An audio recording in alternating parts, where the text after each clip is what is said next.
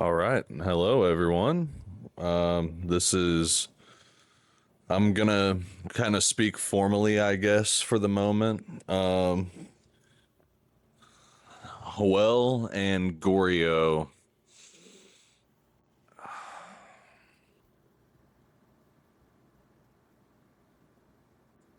Sorry, guys. Joel and Gorio are fine. Sorry about that, folks. I wanted to play a little trick. Just feeling in the holiday spirits, I suppose. Sorry, as I adjust my shirt, I feel weird with the camera being solely on me like this. It is just me and the cats in the apartment right now. Luckily, this isn't going out live, so I won't be hunted and murdered where I sit. I don't really know. I'm currently looking into the camera. I don't know if I'm going to keep doing that. I might throw to somebody over here. And I just want you to know that there's nobody. And I'm doing that because I don't like eye contact, and this sure feels a lot like eye contact. It currently looks like there's five eyes staring at me, three fairly large ones, and then two tiny ones with like a little nose. I don't know, the two smaller lenses and the flash combined look like a little bird's face, very penguin-like to me. But I digress. Yes, this is the holiday special episode of W Podcast, Underqualified and Uninformed. We, Gorio and I, recorded on Thursday night. We had started recording Wednesday nights originally, and we've moved it to Thursday, but we kept the release the same day. This is currently Monday, July 6th. So this is a lot closer to release than most of the other recordings that you've seen. The reason for this, the recording that Gorio and I completed, I almost immediately deleted. I mean, he like walked out the door to go home. And then I noticed that my storage was almost full on my phone, which is where we record. And instead of just doing the smart thing and uploading that directly onto the PC, where I've got plenty of space for things like that, uh, I, without double checking, went, these are the two I need to keep. I'll get rid of all the rest of this. Bada bing, bada boom. I'm not even going to double check before I delete it from the trash. And of course, I kept the two wrong files, already released podcasts, so very unnecessary to even have those on the phone. So I deleted those, tried everything I could to recover them. I'm not very tech savvy, but I tried, folks. I really did.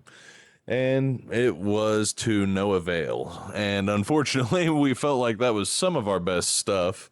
But I also didn't want the few of you who do enjoy listening to the podcast to go empty handed this week. Excuse me as I take a drink of Coca Cola Zero.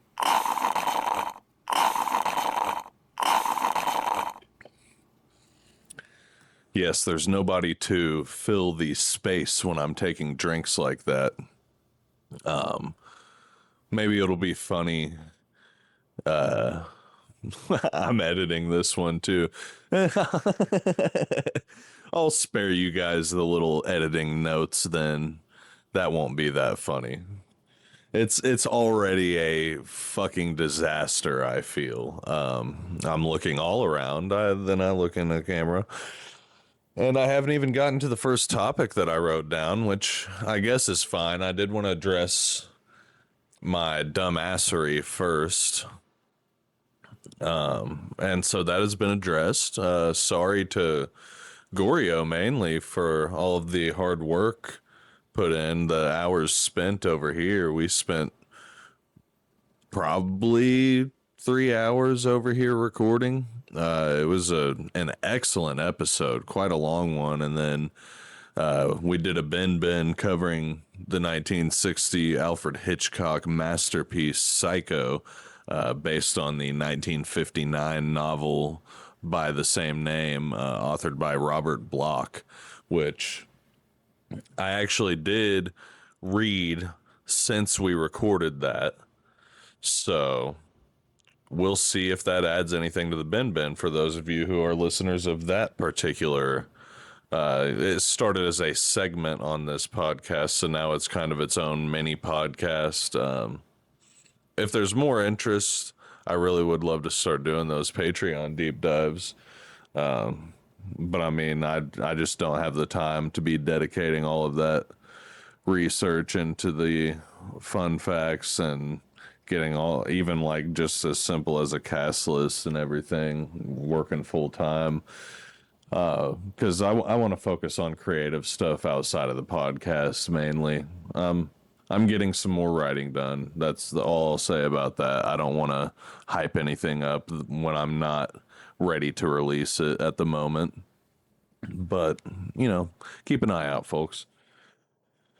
Today, I mentioned that it is July 6th, but I was really thinking about the fact that I wanted to frame this as a holiday special because it is the one that we're mentioning the 4th of July on. Obviously, had a long weekend and was really set to be ahead of schedule after that recording since I didn't work Friday. But I got to thinking about the 4th of July today, especially because it was quite a rainy weekend where I'm at and didn't really get to enjoy any fireworks. Got to see a few pop outside the window, but mainly they annoyed me as my wife and I and the baby tried to get some rest.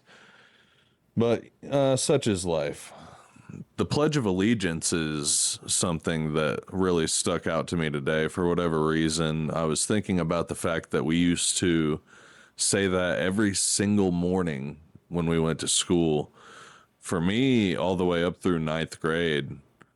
And I never thought much about the Pledge of Allegiance until I got a little bit older in school. By the time ninth grade rolled around, I was like, I don't know. This is kind of weird to have a bunch of people stand and recite anything, I guess. It seems, I don't know. Everybody's just in kind of a robotic state. It's just autopilot regurgitating the words that were beat into you from the age of 5. I was thinking about it today and I decided to recite it in my head. And by the time I got to the end, I felt myself overwhelmed with goosebumps. I had the chills. I was like, oh, what a powerful statement. A powerful motto to live by as a U.S. citizen. And then I was like, wow, what a fucking absolute douche for me to sit there and act like, I mean, maybe douche is the wrong word. I see, this is why I need my partners. Hey, you got anything? No? Luna, you got something? She did a silent meow. For once in her life, she did a silent meow right into the microphone. I hope that picked up, but I doubt it. Oh, did you hear that one? This is fantastic podcasting, girl. You want to get in on it now? Okay, sorry. I will stop subjecting you folks to that. That's my beautiful little girl, Luna. She is a gorgeous little 3-year-old kitty cat, little tuxedo tabby. And that's cat talk for this episode. So anyway, I guess what I was trying to say is I just had like a good little moment poking fun at myself, but truthfully, I did get overwhelmed with pride for my country. And, happy 250th birthday, America. And here's to 250 more. I really hope at least like 100 more. I would like for my child to have the opportunity to be 100 years old if she would like to. So yes, that's America talk for today. And it kind of segues perfectly into, I just wanted to touch on last night. My wife and I were trying to figure out what to watch, and she suggested that we throw on Super Size Me. Obviously, we have the DVD. You see how much fucking stuff I buy to make sure that we can watch anything we want. And we only watched about the first 30 minutes and ended up deciding we wanted to watch something else, which is not to say that it's not interesting, but I think truthfully we both felt that if we watched any more, we would have no choice but to go get McDonald's. But ultimately, we did kind of browse around, and it's the sight of early 2000s McDonald's that makes you want to go get it, and then you realize, oh, that's completely gone forever. So there's really no point. I mean, the fries are still okay, but just seeing the prices on the old menus and that, and then going on DoorDash and trying to trying to justify the same thing, inflated 8 fucking times over with some of the items, it's insane. Basically, it didn't work. Is my main point. Super Size Me did not work for what it was supposed to. All it does is make you want to eat McDonald's. Granted, that's the first 30 minutes. It doesn't go well for the guy. Rest in peace, Mr. Spurlock. He doesn't die because of it. For those of you who haven't seen it and don't know who that is, he didn't die at the end of that documentary. He died of an unspecified cancer, I found out. And he self admitted to some form of sexual misconduct that he said he was a real part of the problem back during the Me Too movement. So, I mean, still rest in peace, because I don't particularly want to speak ill of the dead when I don't know the details, but also maybe not the best guy. But still, guys, watch Super Size Me if you haven't seen it. A guy just eats McDonald's 3 meals a day every day for a month, I believe. And he's in basically perfect health before, and you could imagine that he's not at the end. Super size was a size above large that they used to have. Uh, Looked like Burger King and somewhere else. It seemed like all of them had an extra large size of some sort. If you were a fast food chain restaurant like that back then. I really just wish that I mean, you could get 2 large fries now still, I guess. And they have the basket of fries now at McDonald's, which is hilarious. That's probably the closest to supersize that they've offered again. But it doesn't matter. It didn't work at all. America is still probably the most obese country in the world by far. I'm not making a documentary, so I didn't sit down and crunch the fucking numbers, but I work in a factory and I look around and I still see the epidemic. Like they have a cafeteria at work and they stock it with fucking full sugar soda and cake and pudding and ice cream that's just right there for the taking. Little prepackaged sugary treats, vending machines all up and down the place. I guess someone else maybe try again, but I think we have to either have self-control or not have self-control. There was a guy in the documentary that was basically like, well, I don't know. You got all these people suing McDonald's for making them fat. Well, if they took the McDonald's away, they'd be suing them for taking their McDonald's away. And he didn't make it quite so eloquently, even as I just sputtered it out just now, but he made his point to me. It really is just a self-control thing. But, I don't know if it's called self-control if you go, nah, you're right. We don't need McDonald's. That documentary, the point of it is that we shouldn't be eating stuff like that. Hey, would you make me a 5 cheese quesadilla, please, sweet wife of mine? Cream cheese, yes. If you guys aren't making cheese quesadillas with a little bit of cream cheese, you're fucking up. But I kind of think that the cheese quesadilla might have cracked the code. That was my go-to order when I was a kid at Mexican restaurants. And sorry, Joel, when you return, you might be upset that we have put this take out as a podcast. We, as an entity, are saying that a cheese quesadilla is peak Mexican cuisine. I mean, depending on how you make it, dog, it's everybody loves a grilled cheese. You can't tell me that's not like in your top 5 or 10 favorite foods. If you're, I mean, this, like I said, America's birthday episode, you're going to say some un American shit like just carbs and cheese, hot, steaming, melted cheese. And you do forget 3, 4, 5 cheese quesadilla. You're telling me that doesn't sound like some of the best shit you've ever had in your life? Well, you'll never have my wife's version of it, but I promise you it is better than anything you've had today. I'll bet on that. Anyone who's listening to this podcast, that's better than anything you ate today. Fuck did your wife make you?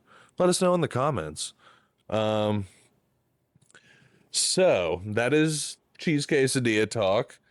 Uh, I've also been playing the 20-0 game. I don't know if we've got any sports fans on this podcast, but I mean, I feel like the lowest of the low. I mentioned on a previous episode, kind of at the end, I believe, that I had a career at the university at Buffalo as a running back, and that would be college football 26, an EA Sports title. Yes. I spent probably 2 full days, maybe a month or two ago, sitting there playing a career at the university at Buffalo. I actually started at Penn State, but they didn't play me at all my freshman year. So I received a red shirt and I transferred to the university at Buffalo. I keep saying that because it really stood out to me that it was the university at Buffalo and not the University of Buffalo. That's I don't know why. I meant to look it up before the podcast, and we're recording on my phone, so sorry that I don't have that fact for you. But it was very fun playing for them. Big, huge fan of Walter Payton, so obviously wore number 34. And I picked the elusive bruiser archetype. Started as a 5-star in high school, went down to a 4-star. That's probably why Penn State didn't give me a shot. But they really fucked up because I proceeded to win the Heisman as a redshirt freshman, shattering all of the records, absolutely shattering. And I play on All-American, not Heisman difficulty because once I became a father, I decided that I no longer needed to pretend like I'm going to be a streamer and like I need to be the best there ever is. I like to play offense. I like to do fairly well. I think it's a more realistic experience, truthfully. I do believe it takes much more skill at the game to play on Heisman, but the interceptions are crazy. That just doesn't happen like that. People will say skill issue. That's fine. I've digressed too much. Sophomore year also won the Heisman at Buffalo. Playoffs both years, lost after the first round. And then, yes, of course, I transferred to Georgia and won a title. And maybe even another Heisman. I would assume another Heisman. And then I proceeded to be drafted by the Bengals. And so I will give you an update on Madden 26 if you guys want. But you know how that makes me sound like a real loser? Well, this 20-0 game that I mentioned, you just sit there on your phone and you spin. You don't spin anything. You tap your phone and it spins a virtual thing, a randomizer of, I mean, there's different settings, but I play on the like beginning to end, all the legends and current players. It gives you a range of years and a team, and you've got to pick a quarterback, a running back, wide receiver, tight end, and two flex positions on offense, which for those of you who play fantasy football or who don't play fantasy football rather, that's just a skill position player. So in your flex, you can put a running back, a wide receiver, or a tight end, not a quarterback, though. Then on defense, you pick an edge rusher, a linebacker, defensive tackle, cornerback, safety, and a flex position, which is just you can pick any position defender for the purposes of this game. And then when you get to the end, based on their stats, whatever year of their career you chose, it tells you if your team would go undefeated and win a Super Bowl. And I really don't know how it calculates that, but I've been playing it obsessively. And I only have managed to get 18-2 twice. That's the best that I've done. I've also gotten a couple of 17-3s. It's incredibly frustrating, and it's a complete waste of time. But you guys should try it. Just look up the 20-0 game. They've got a basketball version, NBA, college basketball, they got all the shit, man. So I really don't know how long I've been going now. I'm surprised. I always knew I could ramble. I hope it's not annoying. I hope someone is still listening at this point. Yes, Luna's still listening. She's over here hating that I have papers set on this side. You're not going to be in frame anyway, girl. I don't know why you want to be a part of it. I will get on to what we actually spoke about on the Lost episodes, because I think it was just it's vital that I get this information out here, folks. My wife and I did go to watch the new Scary Movie in theaters. And any of you who want to go see the movie or even don't want to go see the movie, fuck you if you don't. You should. You should watch Scream 5, which is just called Scream. This is Scary Movie 6, which is just called Scary Movie. And that is the one that it kind of follows the pattern of. You want to watch at least maybe one or two Purge movies. You want to make sure you've seen Get Out. You want to make sure you've seen Ma. And you want to make sure that you've seen Scream 5. Beyond that, maybe I missed some other references. But first, let me tell you about our drive over to the movie theater. We got in the truck, we got maybe a quarter mile away. I noticed flashing lights. I go, oh my goodness, those are red and blue. But they don't appear to be my problem. There's 4 cop cars. Well, we'll say 3 cop cars pulled in to a housing addition. And on this side, there's 1. On this side, there's 2 cars. And on the side of the 2 cars, there's 1 officer talking to 3 people. I can't tell what they're saying, obviously, because we're just driving past fairly quickly. And I clock on the other side on this car. There is a woman who, I mean, I genuinely thought it was Leslie Jones at first, that big dumb bitch. But it was a different big dumb bitch, I think. She was built like Vince Wilfork. It was a problem, clearly, because they had 3 officers over there with her and only the 1 over with the 3 people. So something tells me those 3 people had been on the receiving end of some horrible violence from Leslie Jones. Allegedly. It wasn't Leslie Jones, but okay, we'll just keep moving on. And as we move on, right on cue, there's a fourth cop car coming in with his lights flipped on, and you're like, oh no. How are three grown men not enough to stop this woman? Um, I really would love to see the body cam footage of whatever was going on before that. Uh, because I mean, it's literally within walking distance of a middle school, is the most alarming part, possibly. Glad to not be them. Let's go see the movie. And we get maybe another quarter mile up the road, and there's a guy to our left as we're crossing some railroad tracks, just standing in the middle of the tracks with his arms open wide. Sorry, with his arms open wide like this, like practically begging the train to come.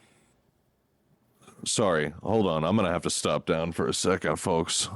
I hear a noise happening. Ah, it was nothing. Now, where have I set my notes? I don't really need notes for this particular part. I know what happened. So, we left off. There was a man standing on the railroad tracks just begging it to come for him. It looked like he was saying some sort of prayer. I would guess to multiple gods. I don't know. The god of trains. But Buddy was going through it for sure. And, you know, prayers to him and his family, because I would imagine that the train eventually did come. Hopefully he just got sick of waiting and kind of moved along. But we go, all right, nope, you know, not our problem. We're not going to call anybody to help him out. Yeah, his choice, his body, his choice. We get not even another quarter mile up the road, and there's just a young college student with her over-ear headphones on, just tra la la la la, looking down at her phone like everyone that age does. And she has no clue what she's about to stumble upon. I guess best case scenario, she helped that man, but I don't think she would have noticed him. She probably would have strolled across and not even heard the train coming as it plowed through the both of them. So possibly rest in peace to both of them. We go see the movie. Not our problem. We don't have to save that young lady from the train. So we go see the new scary movie. I've got the cast list in front of me a little bit. There's just a few things that I talked about with Gorio, really, I guess. Um, as I said, it's based kind of on the plot of Scream 5. So you've got characters that are parallel. Sarah is Cindy's daughter in Scary Movie. She plays the same character as Sam in the Scream franchise. She's played by Olivia Rose Keegan, and I don't know if they are of any relation, but Olivia Rose Keegan did a like pretty much spot on Anna Faris impression through the entire film. So that was kind of cool to see. I mean, she was playing her daughter, so the casting was excellent as far as that went. And then you had Cameron Scott Roberts playing her love interest, and his character was supposed to parallel Jack Quaid's character in Scream 5, and this dude could genuinely be a Jack Quaid impersonator. In a parallel universe, he was Huey on The Boys. I mean, this dude nailed it.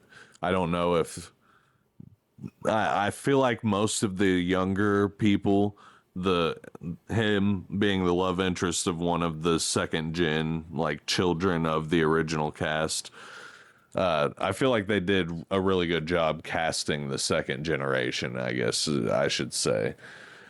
And then you had Savannah Lee Nassif. Sorry that I don't know how to pronounce your name, but she played a character named Tuesday for legal purposes, they even say at one point. She plays Jenna Ortega's character from the Scream franchise. And then you've got Ruby Snober playing Elle, who plays the Mikey Madison character from Scream. So, obviously, a lot of parallels to that movie. I don't want to spoil a lot with it being a new movie. I did think it was very funny, even funnier than the preview let on. I felt like they did an excellent job of not giving away really anything in the preview as far as funny went. And even that had me just fully on board. And I kind of get sick of the recycled, oh, let's just make another movie in this series because we can't think of anything fucking original. But this was very, very good. Very well done. Better than 3 through 5 to me. If anybody likes any of those, this is incredibly more well done than the. My wife might disagree with me on that. She loved this new one, but she is a fan of the later series. I think 1 and 2 are about the only ones that are worth watching of the original run of Scary Movie. And seemed like Marlon and Sean might feel the same way, truthfully, from how they talked in the film. There was a lot of breaking the fourth wall, which I do love in a comedy format. It is a Wayans Brothers production, so if you're easily offended, I guess maybe don't go partake in it. But I think just about anybody could have fun and have a laugh at the movie, especially if you've seen that source material I was talking about. You know, the anything from the Purge series, Ma, Get Out. I felt like they didn't have anything from Hereditary. They didn't have anything from Creep. They didn't have anything from The Witch or the movie Us, which made me think that maybe they are planning on doing another one. I mean, they're up to like Scream fucking 7 by now. So they could reasonably do at least one more Scary Movie film. And the way they left off, I guess I would say it seems like they might be back. But I won't say any more than that. Wink. The Get Out references with Marlon, very, very excellent. The Ma references with Regina Hall. At one point, I forgot to mention to you guys, my favorite from the original movie, Special Officer Doofy, is back and in full form. I am so sorry to the actor who plays Doofy. I don't know your name right now, and I haven't the ability to look it up at the moment. Please let us know in the comments, even though I will probably Google it right after I'm done recording.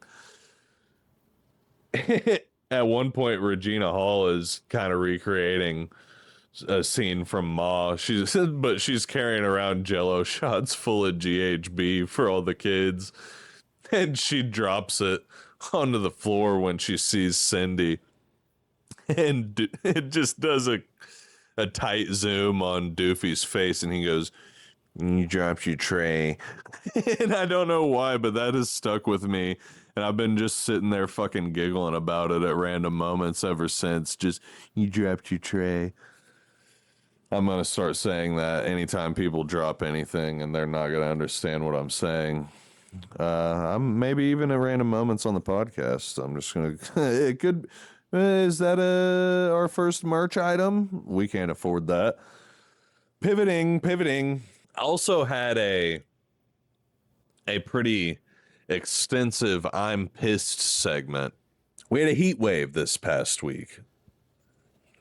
Every day it was in the 90s or close to, and the real feel, because of the humidity, made it, I think the hottest was like 108, and a humid 90 to 100 degrees is absolutely brutal, especially if you live in an upstairs apartment. So all last week was a struggle, or I should say most of last week. Early in the week, going to bed, it's 80 degrees inside, which for me is unacceptable. For having an infant, that's absolutely unacceptable to me. And so, I'm cranky at work after going to bed at 80 degrees and waking up and it's still like 75. I just sweated all fucking night. I'm getting a little heated, no pun intended, just thinking about it. But I go to work. I am truthfully a little on edge because of the heat. And on this particular morning, I'm not really in a real hurry. It's 4 minutes until I have to be clocked in as I'm approaching the door. I'm maybe 7 feet away from the door. Call it 10 if you want. You weren't there. I was. So we'll say 7 then. I was 7 feet away from the door, and we have to fob into the building. So the woman in front of me, she fobs in the building, and I don't expect her to hold the door because the rule is that you don't hold the door for people. They want to make sure that whoever's getting into the building, they are getting in with the access that they earned as an employee. But this lady, I guess, she takes things extremely seriously because she sees me approaching and does like a little turnaround and like pulls the door within 5 inches of being closed. So I very quickly, with my stride, close the gap and grab a hold of the door handle, fucking yank it open, scan my fob, and walk inside. And she's walking up and typing her clock number in, and I'm getting amped up as I'm walking over there. I'm like, I'm gonna say, you can't do that. So, who? So I've already become delirious like that in my mind. There's no clear thought other than like this justice. So I walk up and I swipe my badge and I go, I get not holding the door, but pulling it shut is crazy. And she goes, well, I'm just trying to follow the rules. And I was like, pulling it shut is crazy. So she's walking ahead of me a little bit. And as I start to walk around her, she goes, I'm not going to get fired over something like that. I'm just trying to follow the rules. At that point, I'm like, okay, I was done with it. I said my piece. But since you want to keep it going, I go, you're a fucking idiot. And she starts to trying to finish. I was like, no, you're a fucking idiot. And so I round the corner, and one of my coworkers is like, hey, what's going on? I go, she's a fucking idiot. Which I will admit, slight overreaction, but keep in mind, guys, the heat. So I kind of go on with my day, but I'm still fired up. I'm sitting in there working for maybe 10 minutes, and that lady who asked me what was going on, what was wrong in the hallway comes up, and she's giggling. She tells me that the woman is a bit of a tattletale. So, I go kind of get in front of it. I let my boss know, like, hey, sorry. I did this morning. And she's like, damn it. Yeah. All right. I mean, because yes, it's an overreaction, but they understand that technically I'm in the right. So, situation resolved. By the end of it, that lady is the one who got a talking to. um, and we're not going to act like that at work again, is what I learned. But score 1 for those of us who seek justice. Scoreboard, yes. So I'm riding high off of that. That's a win. And I get home and it's 76 degrees inside. And my wife has been on and off the phone with the leasing office all this day while I'm menacing women in the workplace. My wife is trying to provide us with cool air for our child, and to no avail. They say at like, I don't know, 1:30, they come out and check, and it's 75 degrees in here. So they're like, oh, your air's working. I can't find anything wrong with, well, what the contractor said is I can't find anything wrong with it. They might just need to replace the whole unit because it's running. It's just not cooling like it should. And granted, we're upstairs and it is a heat wave, so we understand to a certain extent. But keep in mind, we have this set on 65 all the time. So baseline at one point before this heat wave started, it was 65 degrees. And it has failed to ever cool back down below like 72 at this point. So the air is not working. And so whatever he says to the leasing office gives them the impression that the air is working, which means that they just don't want to pay to replace the fucking central air in this apartment. Whatever. They're fucking scam artists who stole $1,400 from us because we didn't get receipts. So always get receipts. Get a receipt every month when you pay your rent, people, because people will try and fuck you on your shit. Anyway, keep in mind, this is the I'm pissed segment, so there's going to be a little bit of that energy. So at this point, I'm like, okay, so she calls up there again, and they give her the runaround. The lady's like, you know, some people are without air at all, and we've stressed that we have an infant. Like, this is just not safe. The air is not working.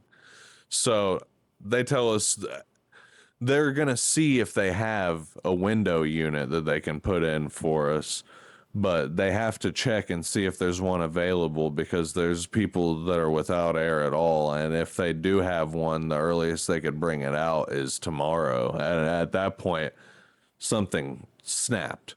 It had already bent severely. I mean, it was very much stressed with the door incident in the morning, and then it snapped in that moment. I went, no, absolutely fucking not. That's insane that they don't hear infant and do something about that. So the leasing office is directly across the parking lot. It's, you know, thrice the distance that I was from the door when that lady tried to pull it shut on me. So I stride across very quickly, and I walk in, and it's so fucking nice and cool inside that leasing office that I'm immediately pissed off. I go, oh, all right. So your guys' shit works just fine over here.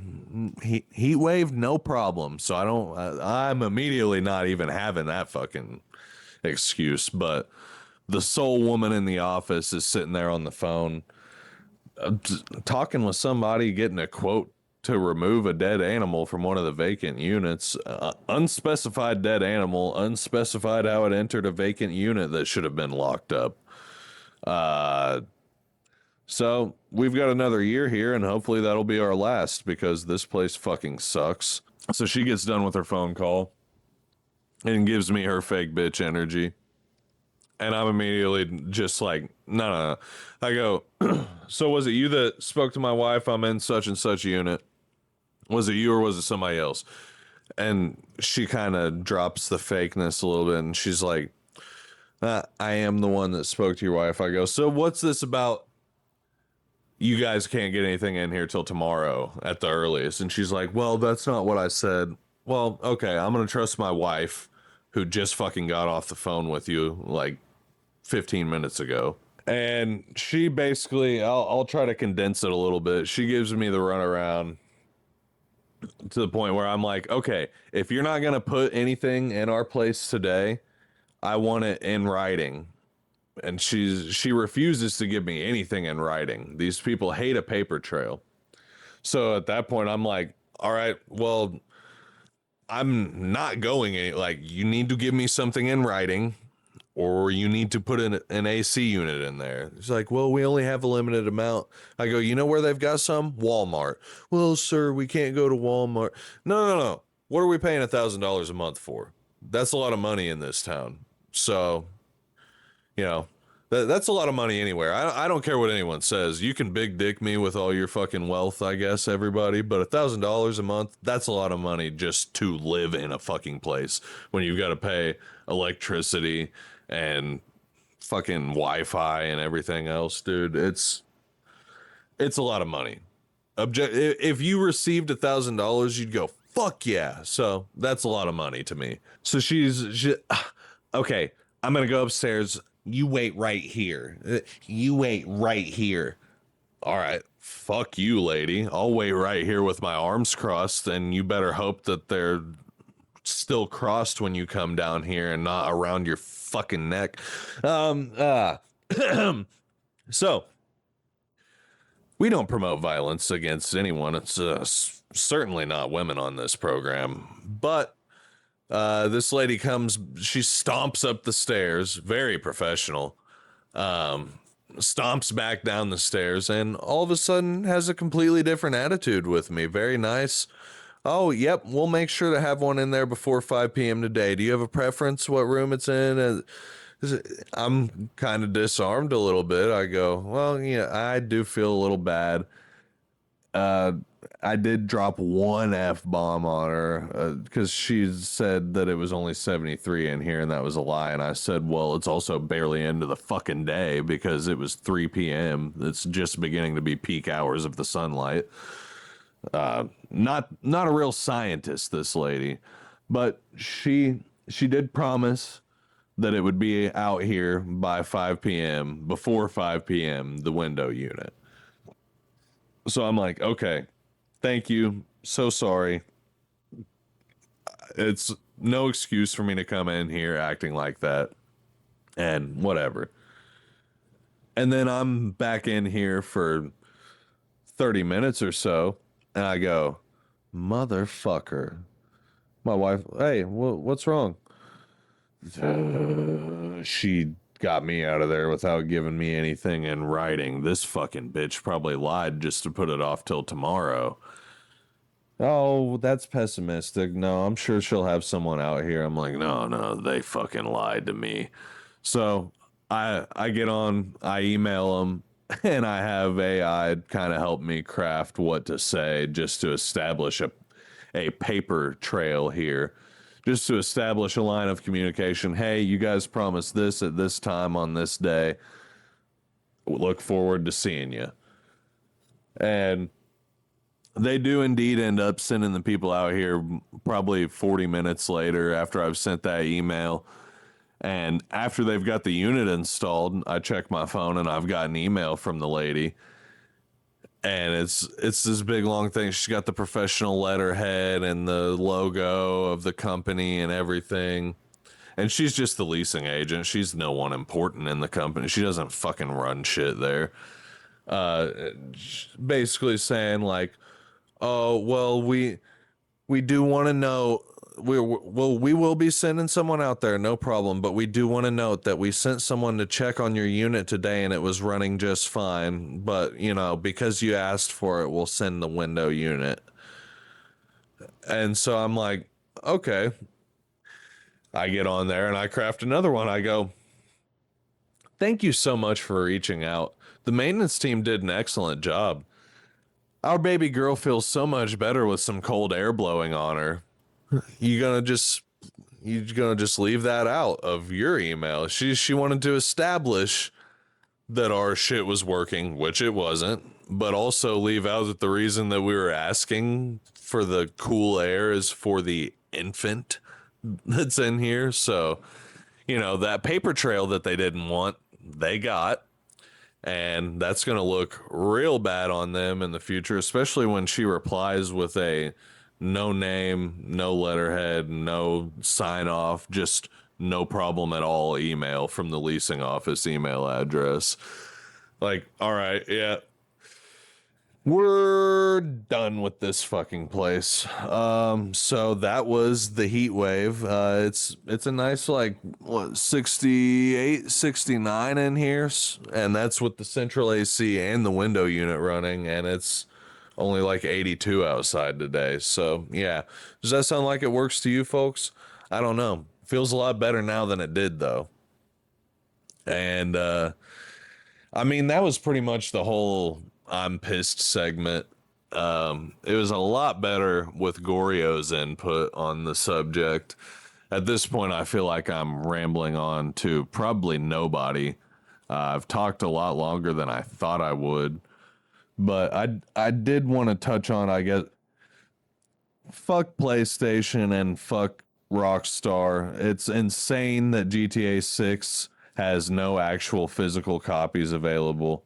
If nobody has heard, people are ordering the game, they receive a case with they're going to receive a case with a slip of paper in there with a QR code for the digital download.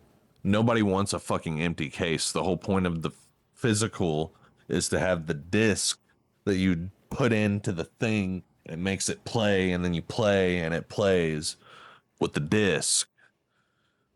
And then PlayStation goes after that and announces that by 2028 they're going to be completely done with physical games. I I guess I'll be done with any new games after that. Not that I probably won't buy some digital stuff, but you see behind me. What are we thinking? This is not the direction to go. Physical things are what makes the world go round, dude. Otherwise, we might as well actually be living in a simulation if everything is just digital. Just stick a fucking chip in the side of your head and live in that.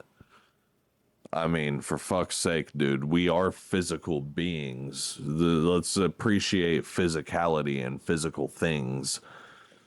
And when you have something physically, it's a lot harder for somebody to take that from you. Digitally, that's completely out of your control. So, just something to keep in mind. And because I've talked so long, I don't know if I will go over the Alfred Hitchcock Presents episodes that we went over, Gorio and I. I've got notes for them right here, but it feels a bit long-winded. For just me, I'll spare you folks. I've got to record the bin of Psycho solo right now, and hopefully you guys listen to that. But I think that's going to be me signing off for the holiday special, and Gorio and I, maybe even Howell on the next one, will be discussing whatever new topics we come up with, along with hopefully those Alfred Hitchcock Presents episodes, because I think that'll just be a lot better with Gorio's help. So, hopefully you guys enjoyed this. Happy 250th birthday, America. And if anybody else's birthday is today, July 6th, or even the day that, whatever day you're listening to this, happy birthday. Merry Christmas. Arbor Day. Yeah. Peace.